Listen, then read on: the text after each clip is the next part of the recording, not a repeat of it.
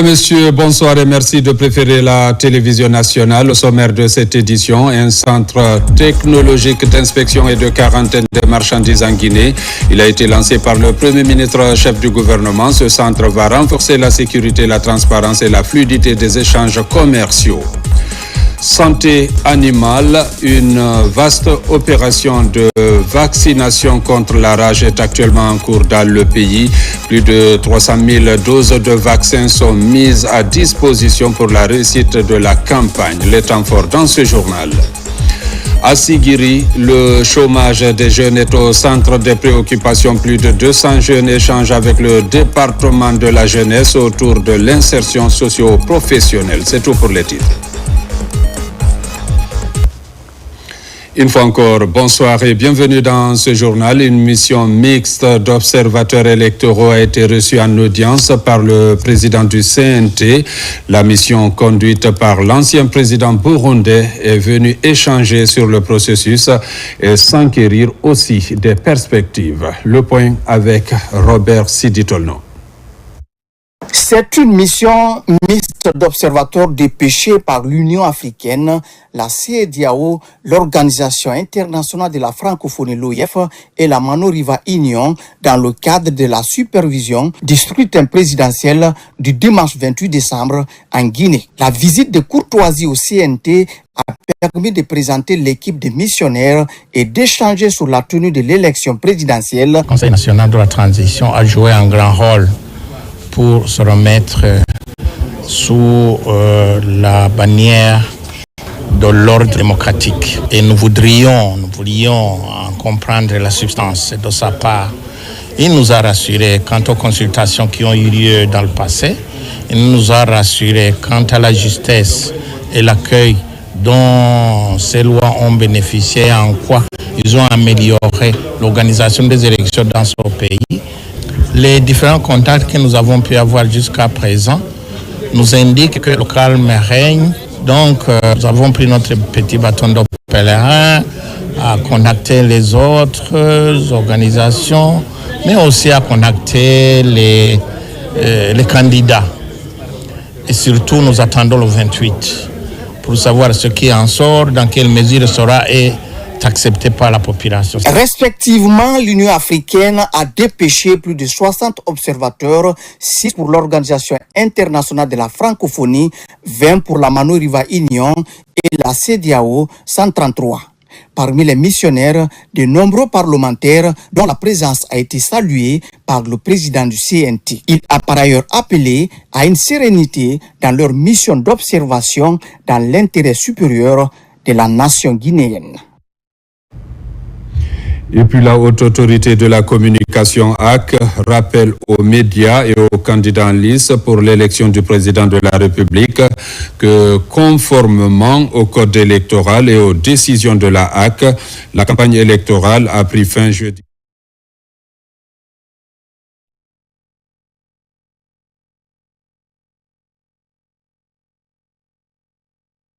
« 2025, toute diffusion de messages susceptibles d'influencer le vote des citoyens est interdite. La haute autorité de la communication HAC invite par conséquent les médias et les candidats au respect scrupuleux du silence électoral. Le communiqué est signé de son président Boubacar Yassine Diallo. Conakry a accueilli ce jour une cérémonie majeure pour la gouvernance économique du pays. Le Premier ministre Amadou Riba a procédé au lancement officiel du Centre technologique d'inspection et de quarantaine des marchandises, un outil stratégique destiné à renforcer la sécurité, la transparence et la fluidité des échanges commerciaux. Reportage Ousmane Bangoura. Un pas décisif vers la modernisation de l'administration économique guinéenne. Sous la présidence du Premier ministre Amadou Riba, la Guinée se dote d'un centre technologique d'inspection et de quarantaine des marchandises, conçu pour répondre aux exigences de sécurité sanitaire, de facilitation du commerce et de mobilisation des recettes publiques. La cérémonie a réuni membres du gouvernement, représentants du corps diplomatique, partenaires techniques et financiers, ainsi que des acteurs du secteur privé, témoignant de l'importance stratégique de ce projet pour l'État guinéen. Ce programme vise à doter notre pays d'un cadre organique plus performant, d'un dispositif réglementaire actualisé, d'outils de pilotage modernes et d'instruments opérationnels capables d'accompagner la montée en puissance du commerce intérieur et extérieur. SCAL est l'un de ces instruments. Il est intégré dans le Promecom comme un projet structurant de l'infrastructure nationale de qualité et de la sécurité des échanges. SCAL, dans son système de gestion automatisé, va interagir aussi avec le Trésor Pays, parce que le Trésor Pays gère l'ensemble des recettes non fiscales, et donc de façon progressive, on va les mettre aussi dans la boucle. Comme ça, les opérateurs n'auront pas forcément que besoin de faire des paiements, j'allais dire en espèces. Ils peuvent aller prendre ce code d'inspection sur la boucle et procéder aux différents paiements avec beaucoup plus de transparence et de célérité. Au centre de ce dispositif stratégique, l'administration douanière s'impose comme un acteur clé de la souveraineté économique nationale. Ces dernières années, la douane a modernisé les procédures, renforcé les systèmes informatisés, développé la gestion de risques. SCAL viendra compléter ce dispositif. Ce centre offrira un appui technique pour analyser les cargaisons ciblées, appuyer les décisions de retenue ou de libération des marchandises. Ce projet n'est pas seulement le fruit de la coopération entre la Chine et la Guinée, mais aussi une action concrète pour mettre en œuvre l'esprit du sommet de Pékin 2024, du Forum sur la coopération sino-africaine, et construire conjointement des infrastructures modernes de haute qualité.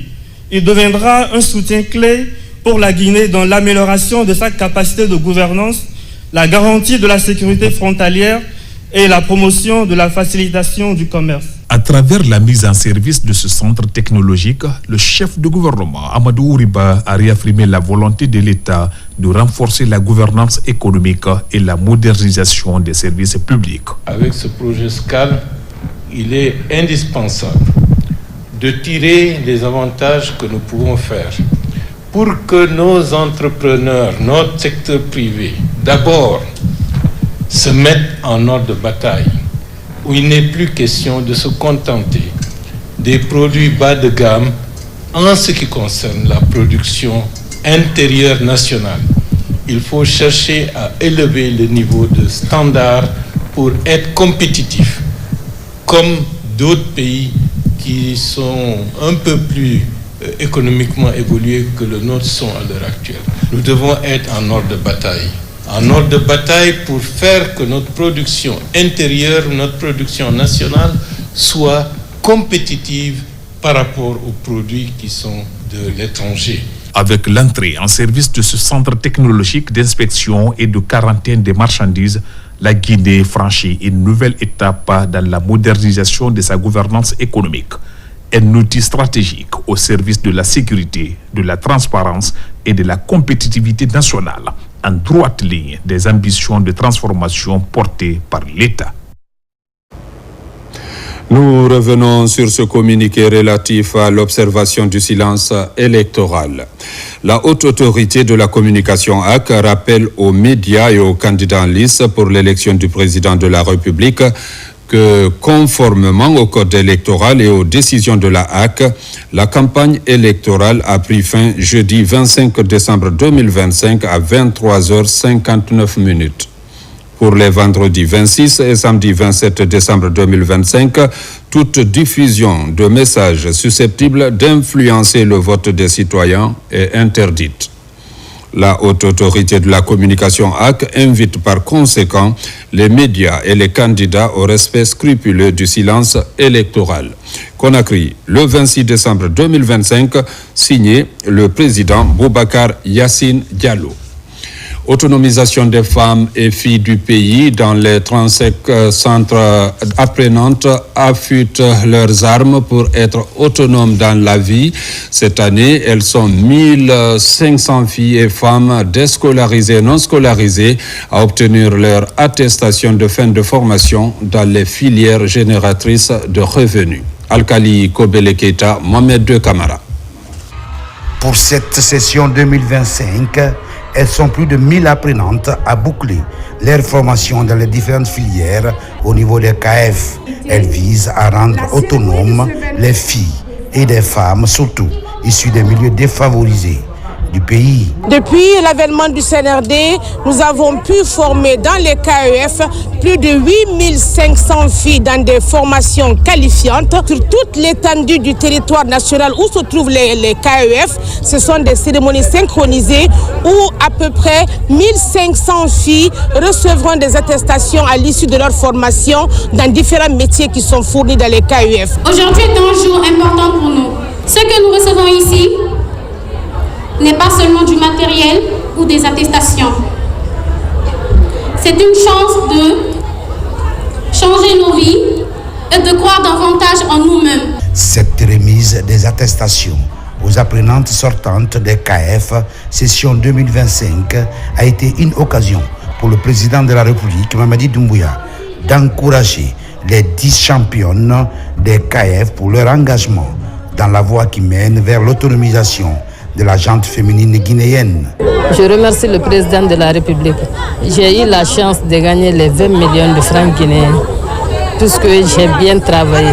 Je vais continuer à travailler pour contribuer au développement de mon pays. Ce résultat est dû principalement à l'environnement politique favorable sous la conduite de son Excellence, Monsieur le Président de la République, Mamadi Doumbouya, qui a décidé de rompre avec l'indifférence et l'exclusion en plaçant l'humain, et en particulier la femme, au cœur de son projet de société. Les attestations et les financements remis aujourd'hui sont la traduction concrète de cette volonté. À la fin de la cérémonie, un montant de 200 millions a été donné à 20 groupements composés des sortants des KF par l'OFAEF. Le but de cet appui, booster les activités génératrices de ces groupements féminins. À présent, parlons de la lutte contre les effets des changements climatiques. En région forestière, un programme est en cours pour aider les populations à renforcer leur résilience et à améliorer l'adaptation des communautés. À son actif, de nombreuses actions. La 4e session de son comité de pilotage a permis de faire le bilan et planifier l'avenir. Compte rendu, Mamadou Alpha Baldé. Le combat quotidien pour une meilleure adaptation des communautés vulnérables au changement climatique reste une des principales priorités du gouvernement guinéen et de ses partenaires. En région forestière, les prévisions climatiques prévoient plus de crues soudaines, des orages plus fréquents et imprévisibles, dévastateurs pour des secteurs comme l'agriculture. Sur le terrain, le projet renforcement de la résilience et des capacités d'adaptation des communautés les plus vulnérables au changement climatique en Guinée forestière est en première ligne pour renforcer le dispositif d'adaptation dans la zone. Ce projet aide nos communautés dans tout ce que nous connaissons dans le cadre de la préservation de l'environnement et aussi, comme son nom l'indique, avoir une résilience face au changement climatique que nous connaissons. Ici, l'ensemble des réalisations sont évoquées, les contraintes relevées et les prochaines actions planifiées et validées par l'ensemble des parties prenantes du projet. Cette revue à mi-parcours de ce programme, bien qu'essentielle pour évaluer les progrès qui méritent d'être améliorés, il est clair que des efforts supplémentaires sont nécessaires pour réaligner les actions entreprises.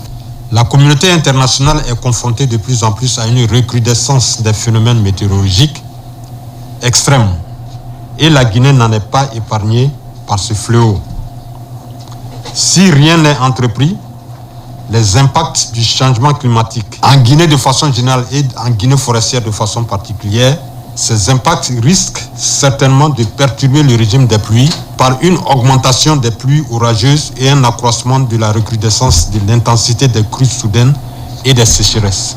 À travers cette session du comité de pilotage, une nouvelle stratégie est adoptée pour la suite des activités sur le terrain dans le but de renforcer encore plus la résilience des communautés face aux effets des changements climatiques.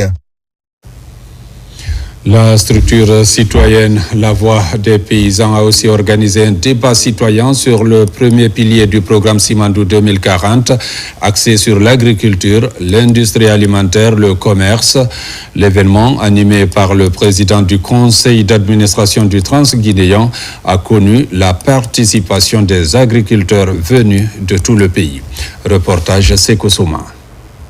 L'agriculture, un secteur clé de l'économie guinéenne, est au cœur du premier pilier du programme Simandou 2040 pour éclairer les acteurs du monde agricole sur le mécanisme de financement de leurs produits et les défis liés à la mise en œuvre du projet. La structure citoyenne La Voix des paysans VDP organise un débat citoyen. En plaçant le secteur agricole comme premier pilier du secteur du programme Simandou, c'est reconnaître vraiment notre développement passe par l'agriculture. Donc les acteurs agricoles se réjouissent depuis l'avènement du CRND pour tous les accompagnements des investissements massifs qui ont été faits dans le cadre du domaine agricole, dans le domaine de l'élevage. Cet espace qui permettra à tout le monde de mieux comprendre les différents composantes du projet Simandou, de comprendre le pilier 1, la relation entre le projet Simandou et les questions agricoles, les dynamiques de développement agricole. Donc c'est un moyen d'éclairage de l'opinion sur ces différentes problématiques. Les échanges animés par le président du conseil d'administration du Transguinéen ont permis au cadre du projet Simandou 2040 d'expliquer aux acteurs du monde rural la place importante qu'occupe l'agriculture dans ce projet. Les préoccupations des agriculteurs sont prises en compte au niveau du programme Simandou, au niveau de la CTG et au niveau du projet Simandou. C'est ce qu'on va faire. Et en plus de l'accès aux infrastructures pour l'évacuation des produits agricoles, plusieurs accompagnements sont prévus dans le programme Simandou, des aménagements des plaines agricoles sont prévus. Donc on veut s'assurer quand même que le projet a des impacts, des externalités positives énormes sur les agriculteurs et c'est sûr qu'à partir de 2026, davantage, l'implémentation de cela va se faire. Les panélistes ont souligné que ce projet arrive à point nommé et permettra aux agriculteurs guinéens de développer leur production et d'améliorer leurs revenus, un objectif cher à la voix des paysans. Promotion du secteur avicole, la fédération professionnelle a tenu son assemblée générale. Lors de cette rencontre, le plan d'action opérationnel 2026 a été présenté. Compte rendu Ibrahima Woulem Fofana. La préfecture de Farana, une des zones les plus propices à l'aviculture. Aujourd'hui, l'émergence du secteur reste une priorité du gouvernement et des structures du monde rural. Ici, au siège régional de la Chambre d'agriculture de Farana, cette assemblée de la filière avicole porte sur la présentation du plan d'action opérationnel 2026. Cette rencontre se veut avant tout un cadre d'échange, de dialogue et de partage d'expériences, permettant à chaque acteur, autorité, services techniques, exploitants avicoles, communautés locales et partenaires de mieux comprendre son rôle et ses responsabilités dans la production et la valorisation durable des ressources avicoles de notre pays. À l'endroit du bureau national de la FIRA, à l'endroit du bureau régional de la FIRA, je vous encourage à renforcer la cohésion entre les structures préfectorales, à promouvoir la professionnalisation des acteurs et à veiller à ce que les intérêts de tous les membres soient représentés et défendus. Autre facette de la rencontre, c'est la recomposition du bureau régional, y compris les postes vacants. Avec l'élection de ce nouveau bureau préfectoral de la Fédération interprofessionnelle avicole de Farana, plusieurs défis sont à relever. Nous savons combien de fois nos autorités nous accompagnent. Je demande à tous de redoubler d'efforts pour que nos rendements s'augmentent. Cette rencontre a aussi été un cadre d'échange entre participants et autorités locales, mais aussi la délégation de la Fédération interprofessionnelle nationale avicole, régionale et préfectorale de Farana. Plusieurs recommandations sont faites pour une meilleure implication de la FINA dans la recherche de solutions au niveau national. Une vaste opération de vaccination contre la rage animale est actuellement en cours dans le pays. Le ministère de l'Élevage a mis à disposition 300 000 doses de vaccins pour lutter contre la rage, une maladie mortelle qui cause plus de 60 000 décès humains par an à travers le monde. Reportage Noumousso Diakité. La campagne nationale de vaccination contre la rage des animaux se poursuit dans la capitale avec des vaccinations effectuées dans des endroits où il y a une forte concentration de chiens abandonnés. L'objectif de cette opération est de protéger à la fois les animaux et les humains contre cette maladie virale et mortelle. Des propriétaires d'animaux de compagnie sont invités à collaborer avec les services vétérinaires pour une vaccination plus étendue. La rage est une maladie zoonotique qui est endémique dans notre pays et qui cause beaucoup de dégâts, surtout au niveau des jeunes de moins de 15 ans, principalement localisés dans les pays moins développés. C'est vu cette réalité et du fait qu'elle fait partie des zoonoses négligées en Afrique que le pays a élaboré un plan d'action intégré d'élimination de la rage humaine à l'horizon 2030. Et parmi les activités que nous mettons en œuvre pour lutter contre cette zoonose, la campagne de vaccination à l'échelle nationale. Des vétérinaires se mobilisent sur le terrain pour vacciner le maximum de chiens abandonnés contre la rage et prodiguer des conseils pour protéger la santé publique en cas de morsure. La première conduite à tenir, c'est de laver proprement la plaie à l'eau savonneuse et rincer très bien, désinfecter par un antiseptique, par un alcool à 70 degrés. Après, se diriger vers un centre spécialisé de la lutte contre la rage pour la prise en charge. Mais on ne peut combattre la rage que par la vaccination. Au ministère de l'Élevage, la préservation de la santé des animaux et des humains demeure une préoccupation majeure et est au cœur de sa mission de transformation. Et comme on parle de santé, le réseau guinéen des personnes vivant avec le VIH-Sida a organisé une conférence pour réfléchir aux stratégies de résilience à adopter face au manque de financement. L'initiative est soutenue par Médecins sans frontières et s'inscrit dans le cadre de la célébration du mois dédié à la lutte contre le VIH-Sida. Reportage Adiatou Bari. Crise financière, baisse des appuis extérieurs, risque de rupture des services. Le constat est partagé. Mais pour ces acteurs réunis, la riposte doit désormais s'appuyer davantage sur les capacités internes des pays africains. Il y a des crises financières au niveau international. Donc il va falloir que tout le monde se retrouve, qu'on trouve des pistes de solutions pour trouver des fonds domestiques ou bien d'autres financements qui peuvent nous permettre de pérenniser cette action qui a été longtemps menée et pour continuer à sauver des vies des Guinéens. C'est une excellente initiative du Rega Plus d'avoir invité tous les différents acteurs dans la lutte contre le VIH à s'asseoir et vraiment à réfléchir ensemble sur des nouvelles stratégies de financement, étant donné que c'est un besoin qui va perdurer encore pendant des décennies. Parmi les pistes évoquées, une augmentation des lignes budgétaires nationales dédiées au VIH, une meilleure intégration de la riposte dans la couverture sanitaire universelle, mais aussi la mobilisation du secteur privé et des collectivités locales.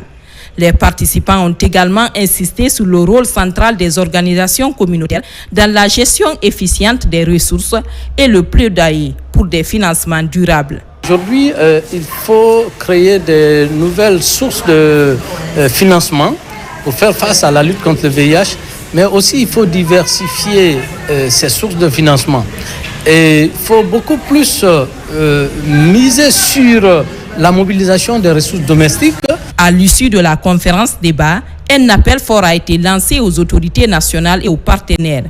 Investir davantage de ressources locales pour préserver les acquis et assurer l'avenir de la lutte contre le VIH en Afrique, notamment en Guinée, qui a une prévalence modérée. Dans l'actualité encore, le procureur général près la cour d'appel de Kankan est officiellement installé dans ses nouvelles fonctions. Marwan Baldé va mettre en application les grandes orientations du ministère de la Justice dans la région. Reportage Yamo Kaba. Dans la ville de Nabaya, il est connu du grand public au niveau du parquet d'instance pour avoir incarné la justice face au banditisme et la délinquance. Comme les mêmes causes produisent les mêmes effets, Marwan Baldé porte aujourd'hui le flambeau de la cour d'appel de Kankan. Entre continuité et renouveau, son installation ouvre une nouvelle étape pour le parquet général. Son attachement à l'action publique est encore réaffirmé. Mes tout premiers sentiments, c'est mes remerciements d'abord a priori au chef de l'État, le président de la République, le chef suprême des armées, le président du Conseil supérieur de la magistrature pour la confiance qu'il a accordée à ma personne en me nommant procureur général près la cour d'appel de Kankan. Ma priorité principale, c'est de veiller au développement de la société, à ce que les citoyens vaquent à leurs affaires dans la tranquillité. Je vous invite, citoyens, à ne plus continuer à engager des difficultés parce que l'appareil judiciaire a besoin de nous, de notre contribution.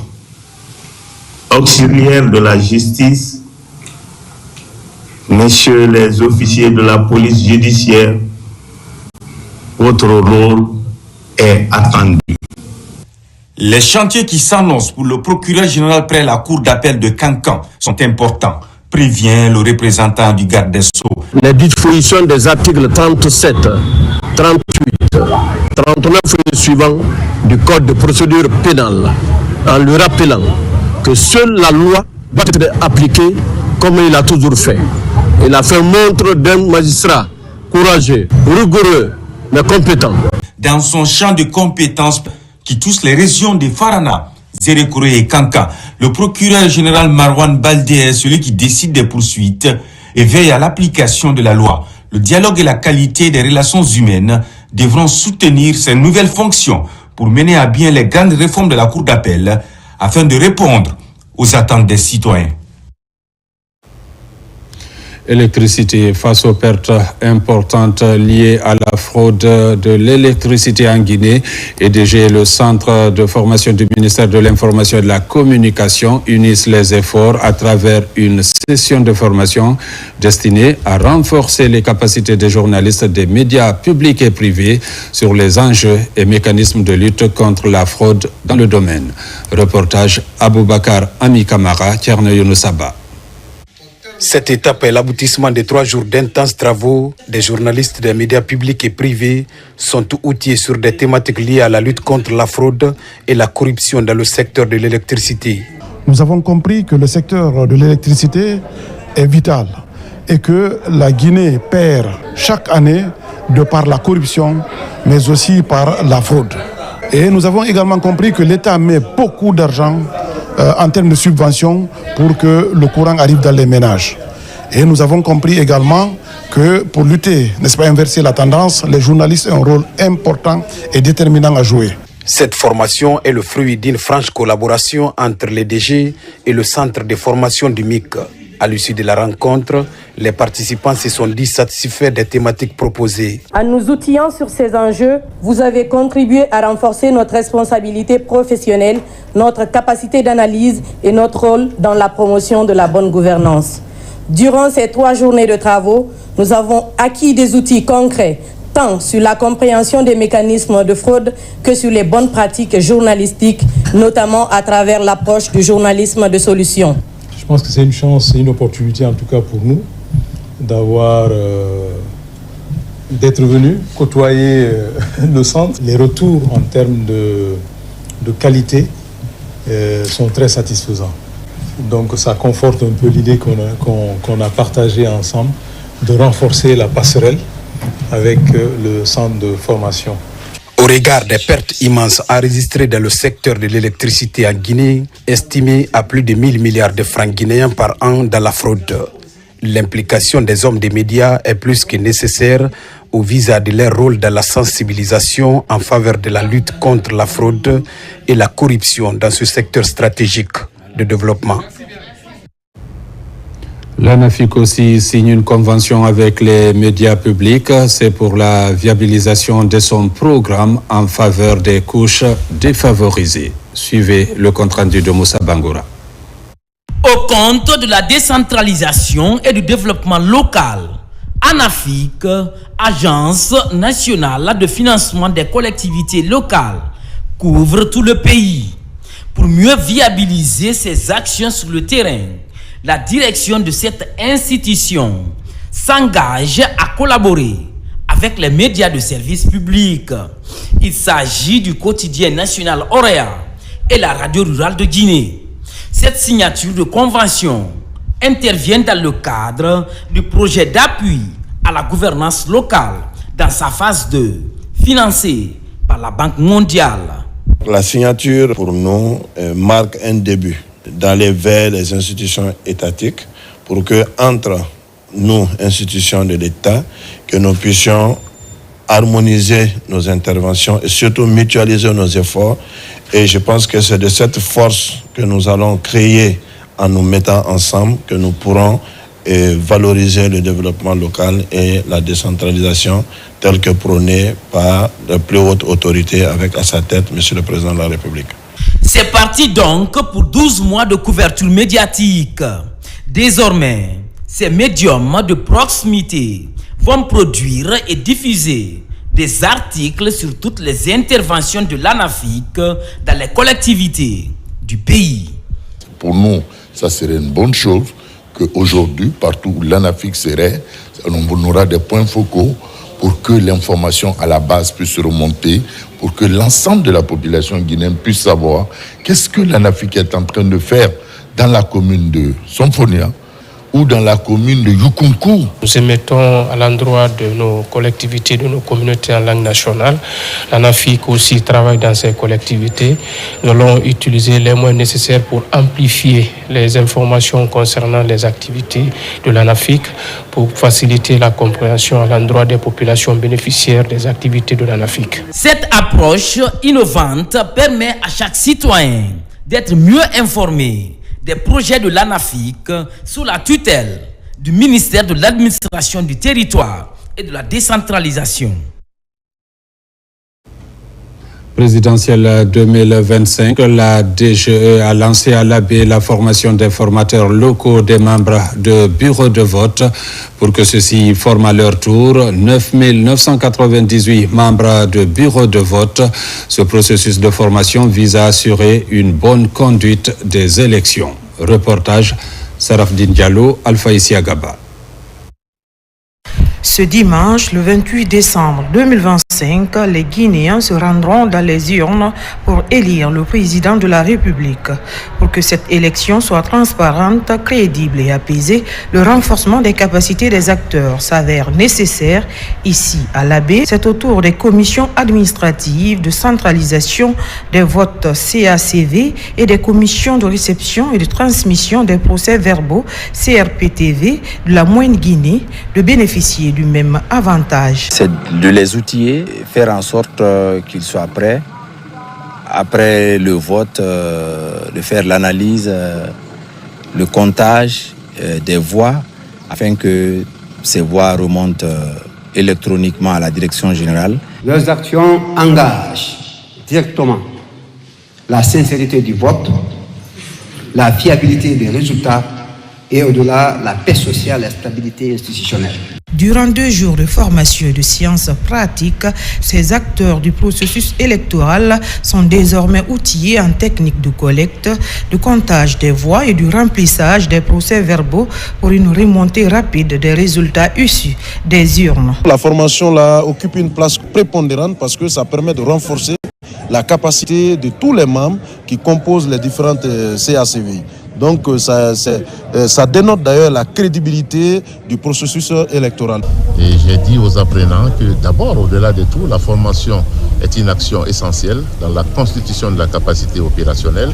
Ils sont là pour apprendre un de plus afin d'être utiles dans ce cadre ou dans ce processus des élections. Ce processus de renforcement des capacités des membres du CACV et CRPTV se déroule sur toute l'étendue du territoire national. La démarche vise à concourir à un scrutin présidentiel fiable, sécurisé et accepté de tous.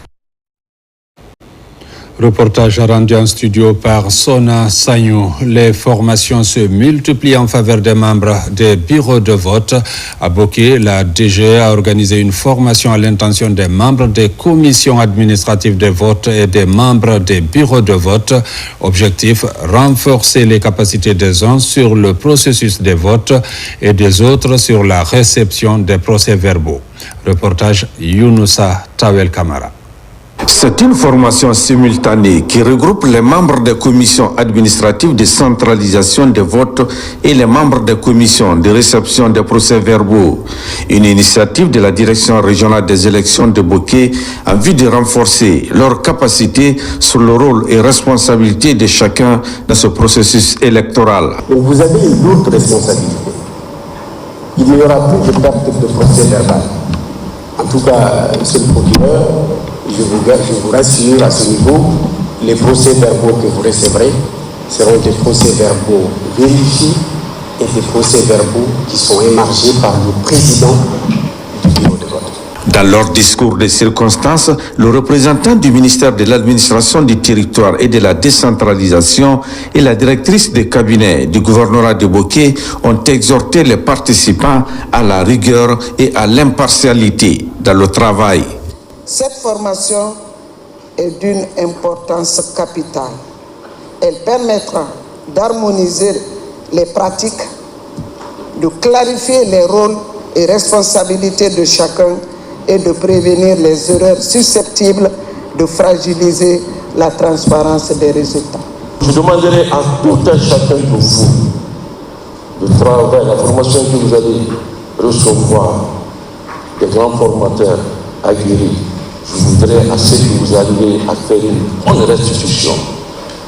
Parce que c'est ce qui va donner un bon résultat à ce travail que nous allons vraiment faire. Au centre de formation professionnelle de Boké également, les membres des bureaux de vote bénéficient d'une formation et ils seront tous déployés dans les 38 circonscriptions électorales de la région administrative de Boké pour assurer le processus électoral du 28 décembre. La DGE garantit une élection inclusive. Toutes les dispositions sont prises pour faciliter le vote aux personnes handicapées. À travers le pays, une sensibilisation a été menée dans ce sens par la fédération qui regroupe les associations des personnes handicapées. Plus de détails avec Tierno Ousmane Diallo.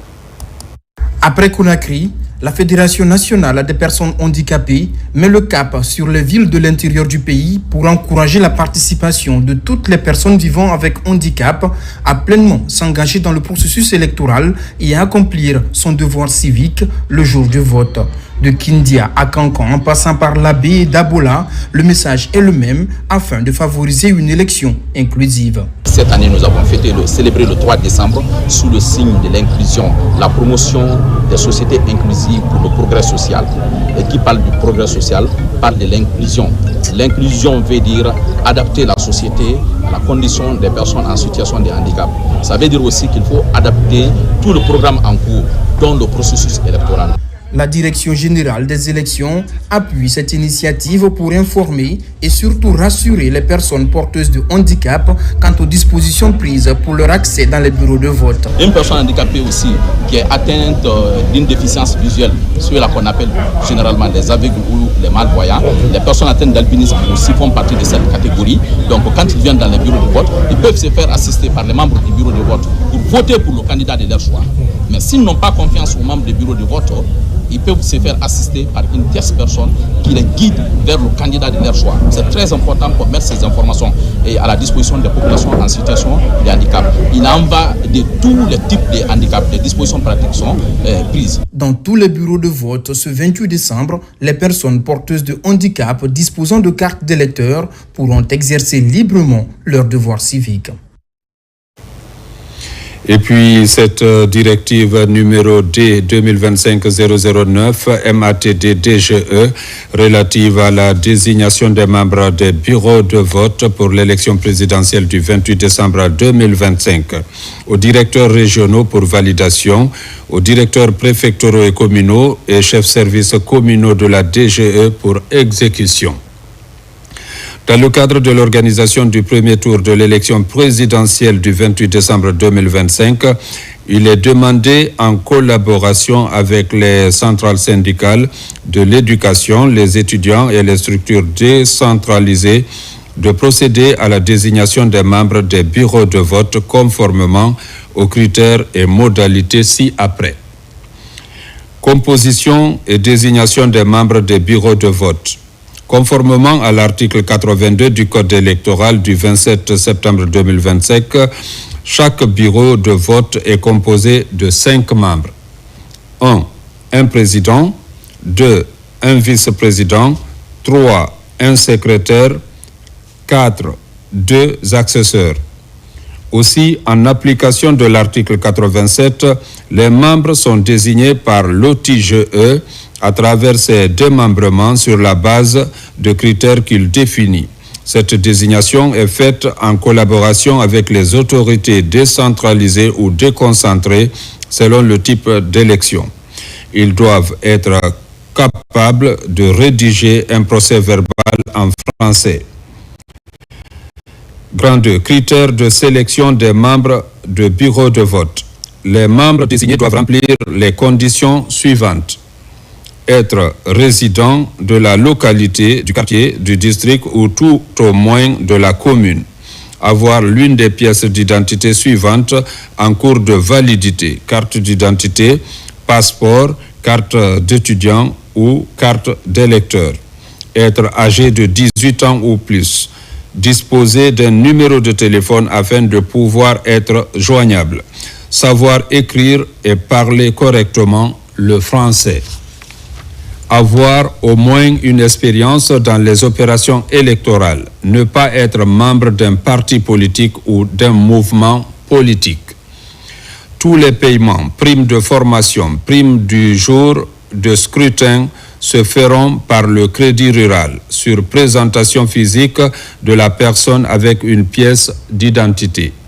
Les paiements de primes du jour du scrutin se feront le lendemain du scrutin, soit le 29 décembre 2025. Montant des primes. Les primes des membres des bureaux de vote sont fixées selon le tableau ci-dessous. Membre de bureau de vote. Président de bureau de vote, 500 000 francs guinéens. Vice-président et secrétaire, 400 000 francs guinéens. Accesseur, 300 000 francs guinéens. Procédure de désignation.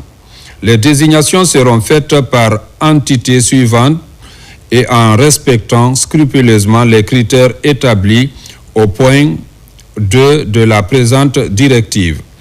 Président, vice-président, secrétaire par les démembrements de la DGE en collaboration avec les centrales syndicales de l'enseignement préuniversitaire, universitaire et étudiant.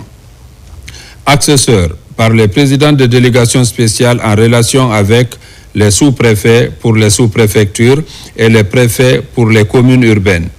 Pour la zone spéciale de Conakry en collaboration avec le gouvernorat. Chaque personne désignée devra signer une fiche d'engagement de présence, de non-substitution, mais aussi de respect des règles de tenue d'un bureau de vote avant de se voir inscrit en tant qu'agent de bureau de vote au niveau du chef service communal des élections. Les listes fournies par les présidents de délégations spéciales devront être dûment signées et cachetées avant toute prise en compte. Méthode de remontée des données. La remontée des données se fera exclusivement à partir du tableau Excel standardisé, conçu et mis à disposition par le département des opérations de la DGE. Directeurs communaux et chefs services communaux, désignation des membres des bureaux de vote et compilation des listes. Directeurs préfectoraux, consolidation des données issues des communes relevant de la juridiction. Directeurs régionaux, validation et transmission des données issues de la circonscription. Une fois les données consolidées des communes relevant des préfectures, les directeurs préfectoraux communaux transmettent aux directeurs régionaux pour validation et transmission finale du fichier au courriel suivant direction@dge.gov.gn.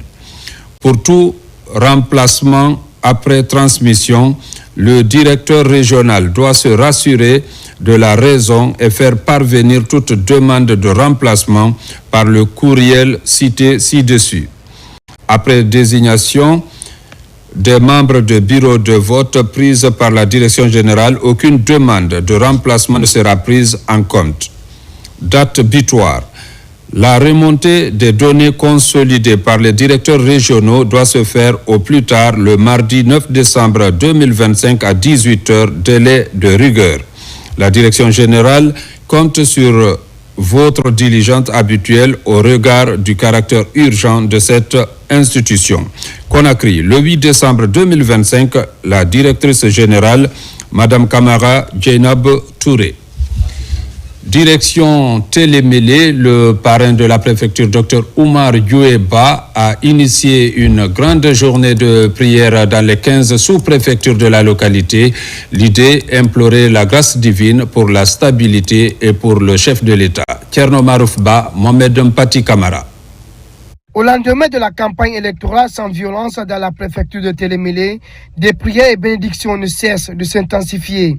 Dans la commune urbaine et les communes rurales, les fidèles se mobilisent autour du Saint-Coran. Le but recherché est d'implorer la grâce divine pour la stabilité et le vivre ensemble. Ici, dans toutes les mosquées, le livre saint est lu plusieurs fois. Et nous prions Dieu, qu'Allah exauce nos prières là. Nous prions Dieu que les élections se passent dans les meilleures conditions. Que Dieu guide le nouveau président qui sera élu. Télémélé est satisfait du déroulement de la campagne jusqu'à ce jour. C'est le ministre de la Santé, Dr Oumar Youeba, qui est à l'initiative de ces prières, et nous, les sages du tout Télémélé, on s'est fortement mobilisés pour implorer la grâce divine pour notre préfecture et pour toute la Guinée, et surtout le chef de l'État. Marqué par une forte mobilisation pour cette cause noble, les 15 sous-préfectures en ce vendredi saint ont prié pour la paix. Toute personne qui ne prie pas son président, il n'est pas un bon citoyen. Parce que le président suit le bon chemin, c'est pour l'intérêt supérieur de la nation. S'il suit le mauvais chemin, on ne le souhaite pas, c'est le détriment de la population. Sur ce, on est là aujourd'hui pour honorer cette lecture et nous prions Dieu qu'il donne la santé de faire à M. le président de la République. Ce moment de prière pour la stabilité dans la préfecture et partout en Guinée à Télémélé va se poursuivre afin que la paix et la concorde nationale règnent avant, pendant et après la présidentielle du 28 décembre 2025. Dans la cité de Manga Kindi Kamara, les habitants ont massivement répondu à l'appel de la fondation El Hadj Mamadou Saliou Kamara. Au buffet de la gare, le premier imam de la grande mosquée de Conakry a invité les citoyens à renforcer la cohésion sociale entre filles et fils de Guinée avant, pendant et après l'élection présidentielle. Fatoumata Batouli Diallo. À quelques jours du scrutin, la fondation El Hadj Mamadou Saliou Kamara intensifie sa mobilisation citoyenne. L'objectif du premier imam de la grande mosquée est clair, promouvoir le langage de l'unité nationale et rappeler à tous les Guinéens l'importance de la paix en cette période sensible. On est tout près de l'élection dans la semaine là. Kindia est connu de faire voter. Ce qu'il veut voter, il vote. S'il ne vote pas, il reste à la maison. Pas de violence. Il faut que tout le monde soit patriote, tout le monde soit un bon Guinéen pour sa grande famille, qui est la République de Guinée, pour que la paix règne, la paix reste dans nos rangs politiques administratifs. On sent en Guinée actuellement que la paix règne et on veut vraiment qu'on continue sur ce sens. Pour sauvegarder la paix, il faut vraiment donner la lumière à la jeunesse. Et comment passer cette lumière à la jeunesse? Il faut favoriser au fait l'éducation. Pour impliquer davantage les citoyens de Kindia dans le maintien de la stabilité, des messages de paix sont diffusés dans les langues nationales. Autorités et habitants s'engagent à promouvoir la cohésion sociale. Kindia est une ville de paix. Donc les citoyens de Kindia doivent continuer à être comme avant. Après son vote, il choisit celui qu'il veut.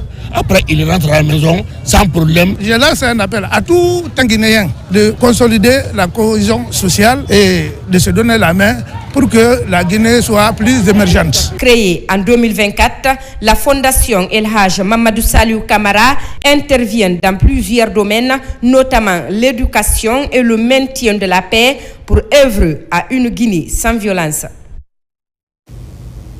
Le collectif des femmes leaders de Guinée a organisé une lecture du Saint-Coran ce vendredi 26 décembre à la Grande Mosquée de Kipé. L'objectif est de solliciter auprès du très miséricordieux Allah sa grâce afin qu'il accompagne les actions du gouvernement. Amadou Baïlobari.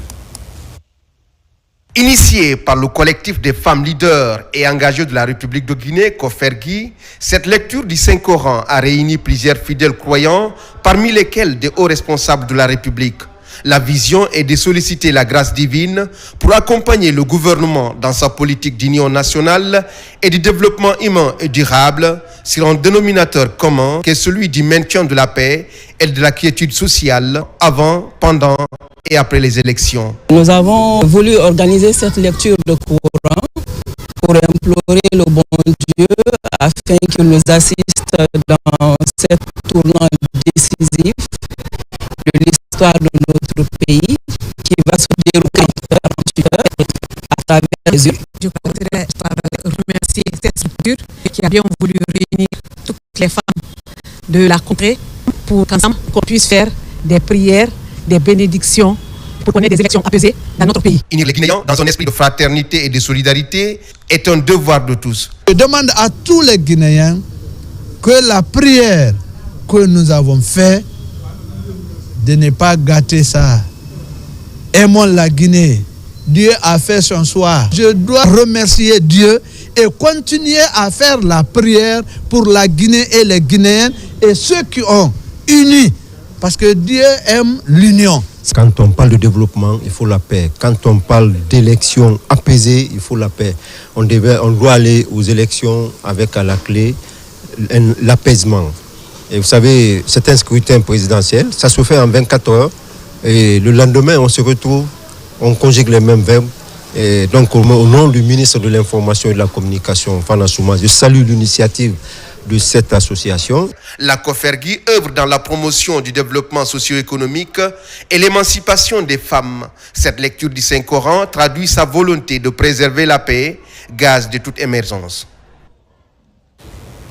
Et puis ce communiqué conjoint Office national des loisirs et parquet spécial du tribunal pour enfants. Renforcement de la protection des mineurs dans les espaces de loisirs en Guinée. L'Office national des loisirs, ONL, en partenariat avec le parquet spécial du tribunal pour enfants de Conakry, informe l'ensemble des populations qu'un dispositif renforcé de protection des mineurs est désormais appliqué dans les espaces de loisirs conformément aux dispositions du Code de l'enfant. Il est strictement interdit aux personnes âgées de moins de 18 ans d'accéder ou de rester à partir de 22 heures dans les bars, boîtes de nuit, lounges, salles de spectacle, plages aménagées et tout autre lieu de loisirs non adapté à leur âge. Cette mesure vise à préserver les enfants contre les risques liés à la nuit, violence, consommation d'alcool, délinquance et toute forme d'exploitation. Les propriétaires et gérants d'établissements de loisirs sont tenus de vérifier systématiquement l'âge des clients à l'aide d'une pièce d'identité et de refuser l'accès aux mineurs après l'heure réglementaire.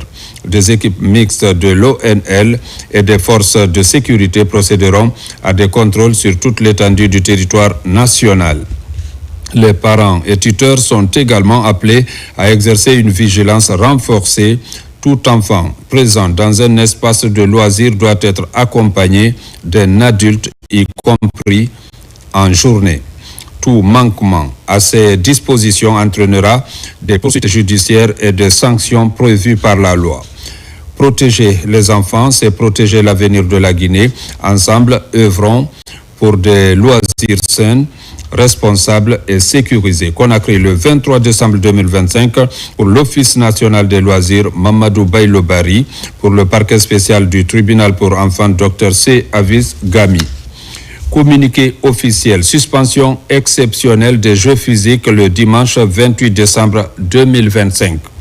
Dans le cadre de l'application du décret numéro D 2025-0217 PRG-CNRD-SGG du 13 novembre 2025 portant convocation du corps électoral pour l'élection présidentielle du 28 décembre 2025, la Direction générale de l'autorité de régulation du secteur des jeux et pratiques assimilées annonce la suspension de toutes les activités de jeux et de paris sur les réseaux physiques ainsi que toute autre forme de pratique assimilée le dimanche 28 décembre 2025, jour du vote.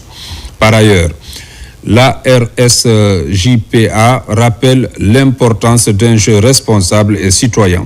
Elle encourage toutes les sociétés de jeux et les parieurs à remplir leur devoir civique en participant activement à ce processus électoral.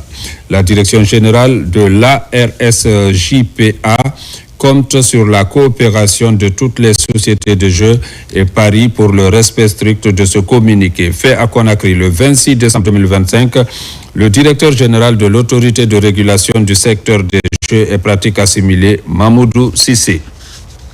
À Sigiri, dans le Bouré, le chômage des jeunes est au centre des préoccupations.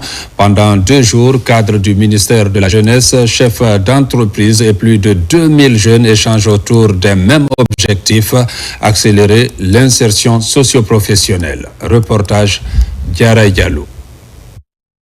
À Sigiri, la lutte contre le chômage des jeunes passe à l'action avec la tenue du salon de l'emploi et de l'auto-emploi. Pendant 2 jours, jeunes en quête d'opportunités, entreprises minières, structures de formation et institutions d'appui à l'entrepreneuriat se retrouvent dans un même espace d'échange avec pour objectif rapprocher l'offre à la demande, mieux orienter les jeunes et faciliter leur accès au marché du travail dans une zone fortement marquée par l'activité minière. Le secteur minier guinéen devient compétitif et extractif à travers le programme Simandou 2040, qui est une opportunité de développement de notre pays, d'insertion socio-économique et professionnelle des jeunes. Le ministère de la Jeunesse, à travers la Direction nationale de l'emploi et de l'auto-emploi des jeunes, avec l'appui des partenaires, réaffirme son engagement en faveur de l'employabilité des jeunes en misant sur le renforcement des compétences, la maîtrise des techniques de recrutement